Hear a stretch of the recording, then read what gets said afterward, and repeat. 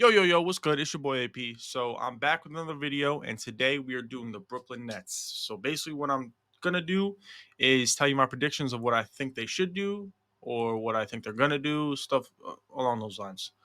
And I'm gonna start with the elephant in the room, and that is Ben Simmons. Okay. Now, I, unlike most people, still have a little bit of faith left in Ben Simmons. I think if the team puts enough faith in him, it gets his mental right, and he hopefully stays physically right.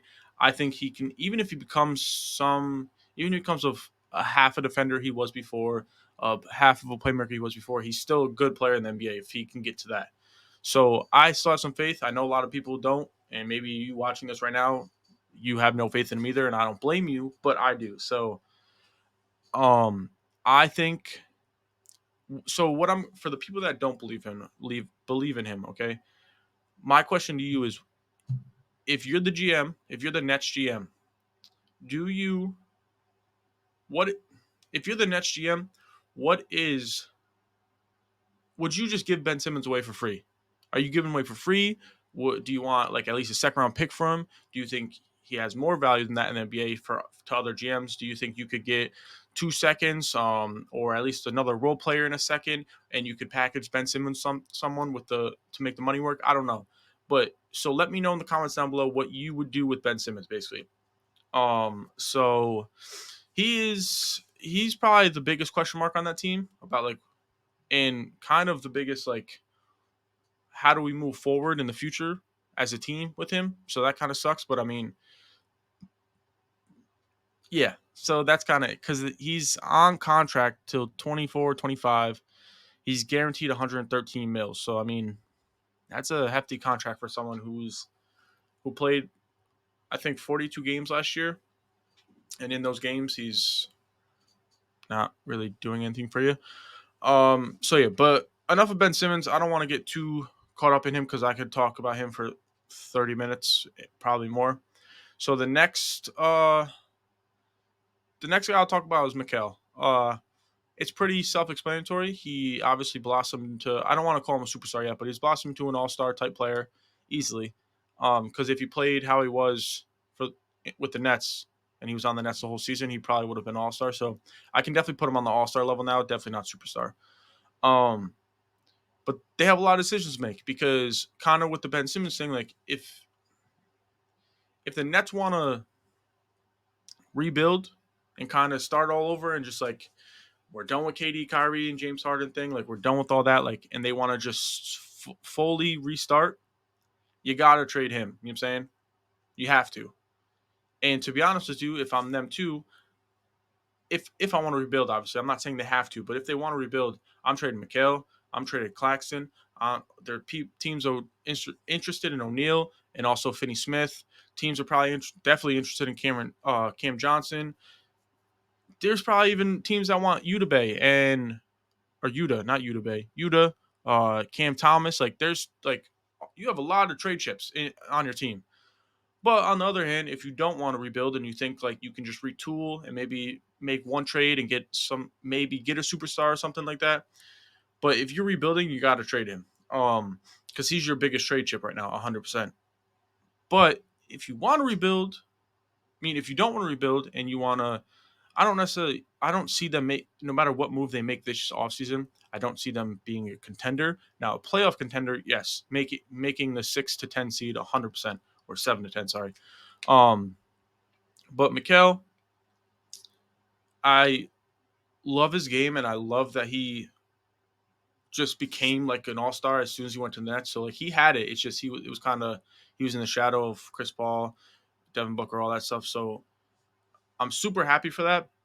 But I don't think he could be the number one on a. I don't necessarily want to distract him and say he can't be number one on a playoff team. Like I think he could be the guy on a 7 to 10 seed. I think he can, but that's not really. I guess it is some team's goal because that's all they get to. But um, they just don't say that that's their goal. But Mikal, he could be number two, 100%. So they still need that superstar if they ever want to be a championship contender. Um, so and they got Mikal only guaranteed 90 mil for fucking 3 more years technically, but that's a That's a good deal for him.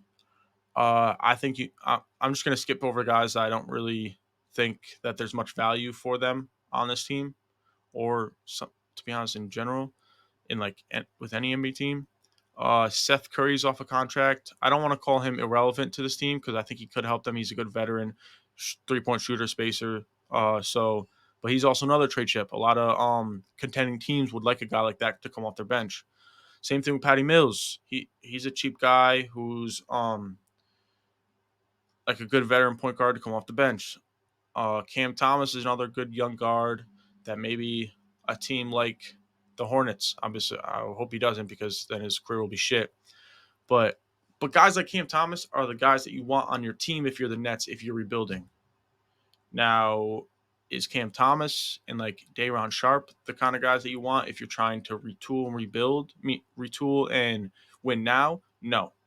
Well, once again, I don't want to say they aren't, but like they're the young trade chips that like they have high value right now with the way they've been playing. I don't know about Day'Ron Sharp, but Cam Thomas with how when he was playing when he was a starter, like that's what a lot of teams want right now. You know what I'm saying? So that's why they got a lot of the Nets got a very weird and difficult offseason, but it's not going to be difficult if they're just rebuilding. If they choose to rebuild, it shouldn't be difficult. You know what you have to do. So, but if you're trying to retool, that's when it gets difficult. Do you keep Cam Thomas and keep telling him to come off the bench? Do you keep him and finally move him in the starting lineup for Dinwiddie? Like I don't know. Can he play point? Can he do that? Or do you trade him and hope to get in a package and whatever package you want? So I don't know. So if the Nets choose to rebuild, it's an easy offseason for them. If they choose to retool, that's going to be very difficult. And I'm glad I'm not the Brooklyn Nets GM. I'll tell you that if we're retooling. But guys like Edmund Sumner, he's 27, and I guess he showed some flashes. Didn't watch a lot of Nets game this year, so I can't talk too much. But he's 27.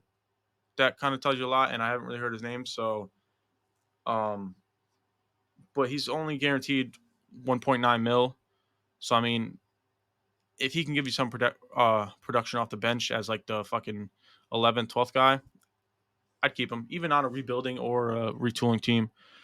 Yuta is a tough decision too, because I'm not pretty sure, he's up for a new contract. So, and shooting 40, how I'm looking at it exactly. Let's see how much he shot.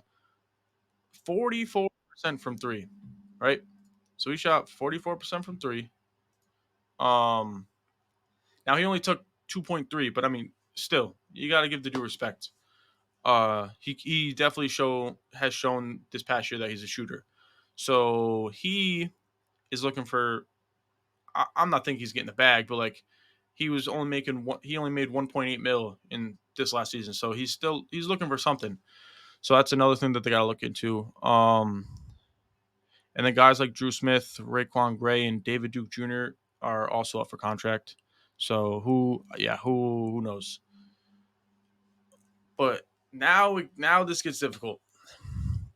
But this is kind of the same. But what I'm about to say is kind of the same about these players as what I kind of said about Bridges. Like, if you plan to retool, you might throw Finney Smith and O'Neal in a trade package. You know what I'm saying? If you're looking to rebuild, you're throwing Joe Harris, Finney Smith, O'Neal, Claxton, and like Cam Johnson, not all in one trade package. But I'm saying you're trading all of them.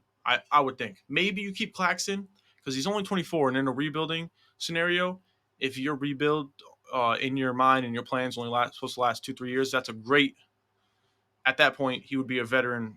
At 27, you'd be a veteran center who's a very good shot blocker, who's a very good rim roller, out like lob catcher. So um, that would be kind of tough. But like the 31-year-old Joe Harris, the 30-year-old Finney Smith, the 29-year-old O'Neal, and the 30-year-old Dinwiddie, like they become very easy to trade if you're trying to retool because they don't fit your timeline anymore.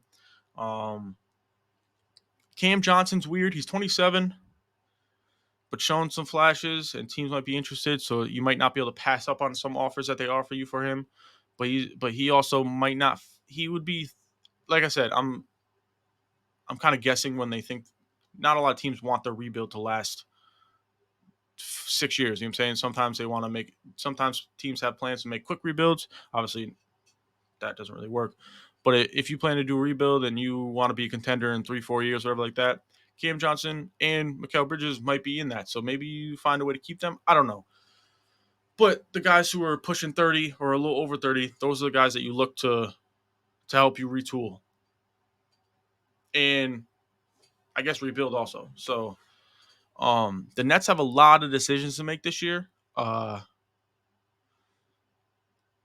definitely gonna if the Nets still have Bridges on the team and they don't trade him or do anything like that. I'll definitely be tuning into a lot of Nets games next year because he was really fun to watch just in the short amount of time he was with the Nets after the trade deadline.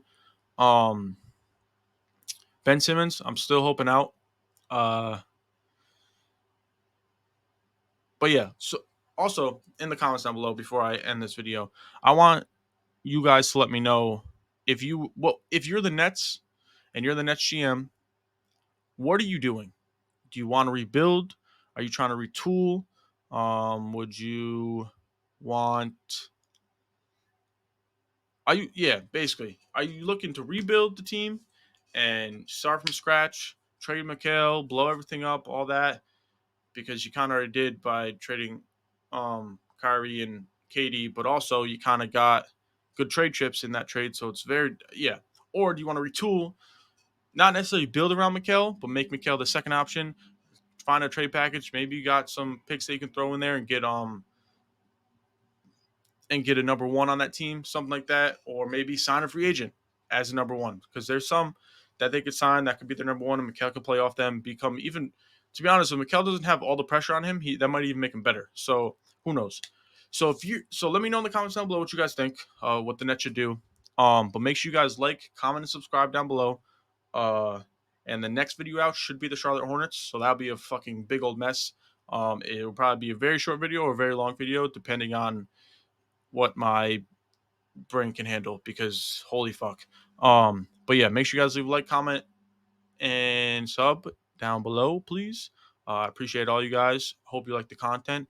And yeah, I'm out. Deuces.